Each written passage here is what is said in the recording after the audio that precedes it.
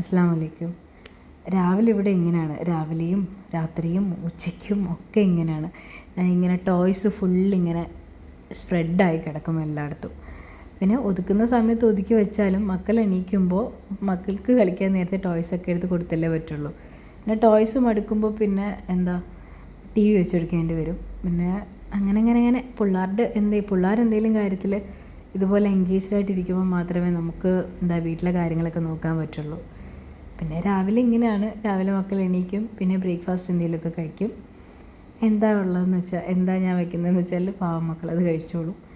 പിന്നെ അതിന് ശേഷം ഞാൻ പിന്നെ പിള്ളേരെ കളിക്കാനോ അല്ലെങ്കിൽ ടി വി എന്തെങ്കിലും വെച്ച് കൊടുക്കും. ആ സമയത്താണ് ഞാൻ കുക്ക് ചെയ്യുന്നത്. ഇപ്പോൾ ഹൈസ മക്കളുടെ കൂടെ ആത്തിൻ്റെ അയാൻ്റെയും ഐശുവിൻ്റെ ഒക്കെ ഒപ്പം ഇരുന്നത് പോലെ അവർക്ക് എന്താ കൊടുക്കുന്നതെന്ന് വെച്ചാൽ ബ്രേക്ക്ഫാസ്റ്റ് അവളും കൂടി ഇങ്ങനെ മേടിച്ച് കഴിക്കും. അപ്പം അല്ലൊന്നും ഇല്ലെങ്കിലും അവളെ കൊണ്ട് ഒക്കുന്ന പോലെയൊക്കെ അവൾ ഭക്ഷണം കഴിക്കാറുണ്ട്. പിന്നെ ഇന്ന് ഞാനൊരു ചെറിയൊരു ലഞ്ച് റെസിപ്പി ഷെയർ ചെയ്യാമെന്ന് വിചാരിച്ചിട്ടാണ്. വലിയ ലഞ്ചൊന്നുമല്ല, എല്ലാവർക്കും അറിയുന്നൊരു ചെറിയൊരു ലഞ്ച്. ഹൈസ കരഞ്ഞു തുടങ്ങിയിട്ടുണ്ട്. കണ്ടില്ല കേട്ടില്ല എന്ന് വയ്ക്കാനേ പറ്റുള്ളൂ, കുക്ക് ചെയ്യണമല്ലോ. അപ്പോൾ മലക്കറി തീയലാണ്. മലക്കറി തീയലിന് വേണ്ടിയിട്ട് ഒരു മുഴുവൻ തേങ്ങയാണിത് ചിരണ്ടിയതാണ്. നല്ല രീതിയിൽ റോസ്റ്റ് ചെയ്തെടുക്കുക, ഫ്രൈ ചെയ്തെടുക്കണം. അതിൻ്റെ കൂടെ നമുക്ക് ഒരു പിടി കുഞ്ഞുള്ളി അതിൻ്റെ കൂടെ ചേർക്കണം. ഒരു അര ടീസ്പൂൺ മല്ലിയാണോ അല്ല അര ടീസ്പൂൺ ജീരകം, പെരുംജീരകം, കുഞ്ഞു ജീരകം അര ടീസ്പൂൺ വെച്ച് കൊടുക്കണം.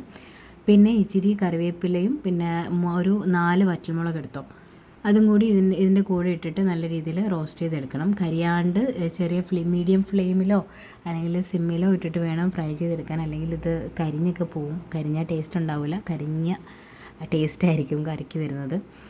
അപ്പോൾ നല്ല രീതിയിൽ ഫ്രൈ ആയി വരുമ്പോൾ ഒരു അര ടീസ്പൂൺ മല്ലിപ്പൊടി, അര ടീസ്പൂൺ മുളക് പൊടി, 1/4 ടീസ്പൂൺ മഞ്ഞൾപ്പൊടി, 1/4 ടീസ്പൂൺ കുരുമുളക് പൊടി, ഇതെല്ലാം കൂടി ഇട്ടിട്ട് നല്ല രീതിയിൽ റോസ്റ്റ് ചെയ്തെടുക്കുക. വീണ്ടും ഈ ഫ്ലെയിം നല്ല രീതിക്ക് കുറച്ച് വെച്ചിട്ട് വേണം ഈ പൊടികളിടാൻ, അല്ലെങ്കിൽ കരിഞ്ഞു പോവും. പൊടികളിട്ടതിന് ശേഷം ഒരുപാട് വറുക്കാൻ നിൽക്കണ്ട, അത് കരിഞ്ഞു പോവും. എന്തായിരുന്നാലും ഒരു നാരങ്ങ വലുപ്പത്തിന് പുളി പിഴിഞ്ഞിട്ട് ഉള്ള വെള്ളമാണ് അത് നേരത്തെ എടുത്ത് വെച്ചത്.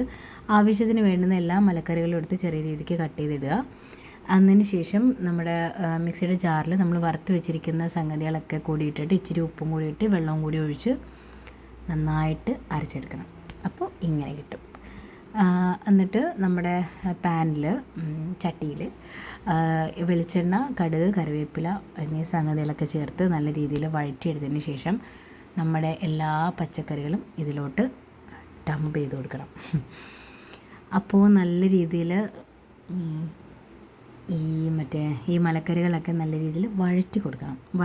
നല്ല ഭയങ്കരമായിട്ടും വാടി അങ്ങ് പോകണ്ട, ജസ്റ്റ് ഒന്ന് ഫ്രൈ ആയി കിട്ടണം. എല്ലാ മലക്കറികളും ഈ എണ്ണയിൽ കിടന്ന് എണ്ണയിൽ പിടിക്കണം. ഓക്കെ, അതെങ്ങനെ പറയേണ്ടത് എനിക്ക് മനസ്സിലാവുന്നത്, ഇതുപോലൊക്കെ അതായത് വഴറ്റിയെടുക്കണം. എന്നിട്ട് ഒരു ഹാഫ് കുക്ക് ചെയ്യാൻ വേണ്ടിയിട്ട് നമ്മൾ ക്ലോസ് ചെയ്ത് കുറച്ച് സമയം ഒരു 10-15 മിനിറ്റ് അത് കുക്കാവാനായിട്ട്, ഞാൻ ചെറുതായിട്ട് കട്ട് ചെയ്തിരിക്കുന്നതുകൊണ്ട് വലിയ സമയമൊന്നും എനിക്ക് വേണ്ട, ഒരു 15 മിനിറ്റ്.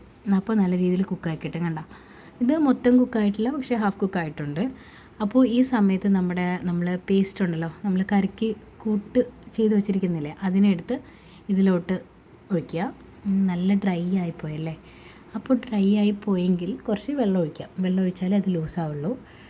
നല്ല രീതിക്ക് അത്യാവശ്യം എൻ്റെത് ഡ്രൈ ആയതുകൊണ്ട് ഒരു 1.5 കപ്പ് വെള്ളം ഞാൻ ഒഴിച്ചു കൊടുത്തിട്ടുണ്ട്. ഭയങ്കര കട്ടിയായിപ്പോയി, തേങ്ങ കൂടിപ്പോയതിൻ്റെയാണ്, എന്നാലും കുഴപ്പമൊന്നുമില്ല. അപ്പോൾ നല്ല രീതിയിൽ തിളച്ചതിന് ശേഷം വീണ്ടും ക്ലോസ് ചെയ്ത് വയ്ക്കുക. ക്ലോസ് ചെയ്ത് വെച്ചൊരു 10 മിനിറ്റിന് ശേഷം തുറന്ന് നോക്കുമ്പോൾ തീയൽ റെഡിയായി. നല്ല ടേസ്റ്റുള്ള തീയലാണ്, നല്ല ടേസ്റ്റായിരുന്നു, കുഴപ്പമൊന്നുമില്ല. പിന്നെ ഞാൻ മീനും കൂടെ പൊരിച്ചായിരുന്നേ, എന്നാൽ അതും കൂടി വേണമല്ലോ. ഇവിടെ നോൺ വെജ് അത്യാവശ്യം വേണം, എല്ലാ വീഡിയോയിലും പറയുന്ന പോലെ എല്ലാവർക്കും ഇവിടെ നോൺ വെജ് വേണം, പ്രത്യേകിച്ചും സുർജിക്ക് വേണം, എപ്പോഴും പറയണ്ടല്ലേ. എന്നാലും നോൺ വെജ് കൂടി വേണം, നമുക്ക് വേണം, ഇല്ലാത്തവർക്കും നല്ലതാണ്. അപ്പോൾ തീയൽ റെഡിയായി. പിന്നെ കുറച്ച് ചോറും ഇച്ചിരി അച്ചാറും, പിന്നെ ഫിഷ് ഫ്രൈ. പ്രത്യേകിച്ച് ഡെക്കറേഷനൊന്നുമില്ല, സാധാ മുളക് പൊടി മഞ്ഞൾപ്പൊടി എല്ലാം കൂടിയിട്ട് തേച്ച് പിടിപ്പിച്ച ഫിഷ് ഫ്രൈ. അപ്പോൾ ഒന്ന് ട്രൈ ചെയ്ത് നോക്കണം. അസ്സലാമു അലൈക്കും. എന്നാൽ പിന്നെ ഐഷുൻ്റെ ഒരു ഡാൻസ് ആണല്ലേ, കഥകളി, കുച്ചിപ്പുടി, ഭരതനാട്യം ഒന്നുമല്ല ഇത്.